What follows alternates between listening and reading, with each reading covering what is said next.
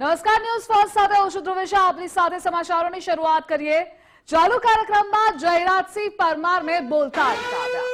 માણસા કોલેજમાં રાજપૂત સમાજનો ગોષ્ઠી કાર્યક્રમ હતો. રાજપૂત સમાજના ઇતિહાસ વિશે જયરાજસિંહ બોલી રહ્યા હતા. ખોટો ઇતિહાસ બોલી રહ્યા હોવાનો માણસા યુવરાજ સાહેબનો દાવો. જયરાજસિંહ પરમારને ચાલુ વક્તવ્ય બોલતા અટકાવી દીધા. તમે રાજપૂતોનો ખોટો ઇતિહાસ ના દર્શાવો. રાહુલજીએ વારંવાર કહ્યું હતું કે આપ રાજપૂતોનો ખોટો ઇતિહાસ ન બોલો.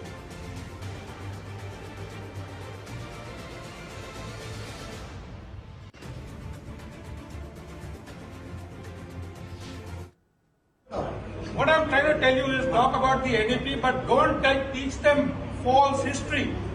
You are teaching them false history. मैं बता आप सुनो 10 मिनट सुनो facts right. बाबू 10 मिनट सुनो आप क्या ही बोलता हूँ ये ब्रह्म क्षत्रिय नहीं मेरी बात सुन लो आप ऐसा नहीं बोल सकते बकवास क्या कर रहे हो? ऐसा नहीं हो सकता બ્રહ્મ ક્ષત્રિય વૈશ્ય અને શૂદ્રમાં આપણા ભાગે માત્ર લડાઈ હતી આપણા ભાગે માત્ર લડાઈ હતી અને આ મુદ્દે સંવાદદાતા કલ્પિન જોડાયેલા છે. કલ્પિન, ચાલુ કાર્યક્રમમાં જયરાજસિંહ પરમારને બોલતા અટકાવવામાં આવ્યા હતા. આખો વિવાદ શું હતો? બિલકુલ ધ્રુવિશા, આમ તો જયરાજસિંહ પરમાર છે તે ફાયર બ્રાન્ડ નેતા તરીકે તેમની પોતાની ઓળખ છે અને કદાચ આ જ બાબતોને લઈને કદાચ ઉત્સાહમાં માણસા ખાતે જે એક કોલેજ છે ને ત્યાં રાજપૂત સમાજનું એક ગોષ્ઠીનું આયોજન કરવામાં આવ્યું હતું. જયરાજસિંહ પરમાર કોંગ્રેસમાંથી ભારતીય જનતા પાર્ટીમાં ગયા અને ત્યારબાદ તેઓ હાલ એક કાર્યક્રમમાં હતા અને કાર્યક્રમમાં તેઓ એક ભાષણ આપી રહ્યા હતા. જો કે આ ભાષણની અંદર આખા વિસ્તારના રાજપૂત સમાજના આગેવાનો હતા. આ કાર્યક્રમની અંદર માણસા સ્ટેટના યુવરાજસિંહ રાહુલ સાહેબ પણ ઉપસ્થિત હતા અને આ કાર્યક્રમની અંદર તેઓ રાજપૂત સમાજ અને રાજપૂત સમાજના આખાએ ઇતિહાસ સંદર્ભની વાતો કરી રહ્યા હતા.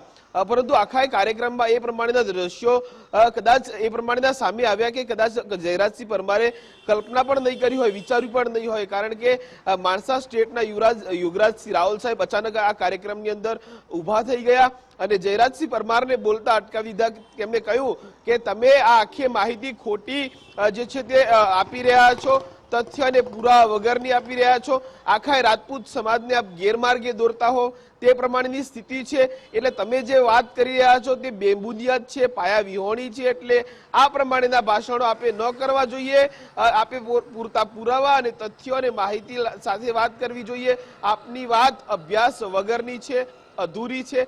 આવું સ્પષ્ટ શબ્દોમાં, આકરા શબ્દોમાં જયરાજસિંહ પરમારને રોકડું પરખાવ્યું હતું ને આ રોકડું પરખાવવાના કારણે જ આખા કાર્યક્રમમાં એક સોપો પડી ગયો. અત્યારના હાલના તબક્કાની વાત જો કરવામાં આવે તો આખા વિસ્તારની અંદર આ સમગ્ર કાર્યક્રમના લઈને ચર્ચાનો વિષય બન્યું છે, કારણ કે છેલ્લા ઘણા સમયથી જયરાજસિંહ પરમાર છે તેઓ ખાસ કરીને ફાયર બ્રાન્ડ નેતા તરીકે પોતાની છબી છે અને આવા કાર્યક્રમની અંદર પોતે ક્ષોભજનક સ્થિતિમાં મુકાયા છે. તેને લઈને પણ ચર્ચાનું બજાર જે છે તે હાલ ગરમ થયું છે.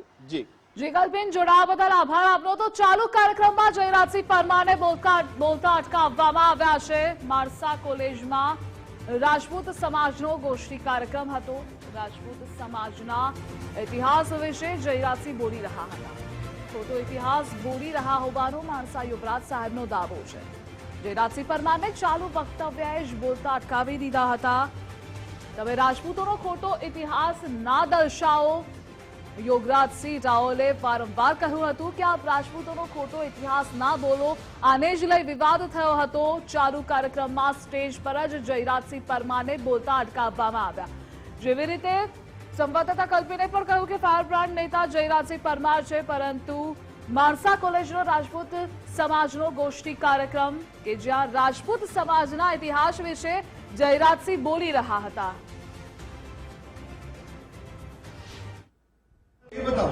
What I'm trying to tell you is talk about the NEP, but don't teach them false history. You are teaching them false history. मैं बता आप सुनो 10 मिनट सुनो facts right. बाबू 10 मिनट सुनो आप क्या ही बोलता हूँ बकवास ये ब्रह्म क्षत्रिय नहीं मेरी बात सुन लो आप ऐसा नहीं बोल सकते बकवास क्या कर रहे हो? ऐसा नहीं हो सकता બ્રહ્મ ક્ષત્રિય વૈશ્ય અને શૂદ્રમાં આપણા ભાગે માત્ર લડાઈ હતી. આપણા ભાગે માત્ર લડાઈ હતી. એ બતાવો. What am તો સ્ટેજ પર કાર્યક્રમમાં ભાજપના રાજપૂત નેતા જયરાજસિંહ પરમારને બોલતા અટકાવવામાં આવ્યું. કહ્યું કે તમે રાજપૂતોનો ખોટો ઇતિહાસ ના દર્શાવો. જયરાજસિંહ પરમાર અને માણસા સ્ટેટના રાજવી યોગરાજસિંહ રાવલ વચ્ચે આ ઉગ્ર બોલાચાલી થઈ હતી. 5 મિનિટ સુધી તેઓની વચ્ચે ક્ષત્રિય સમાજના ઇતિહાસને લઈ તૂતુ મેમે થઈ.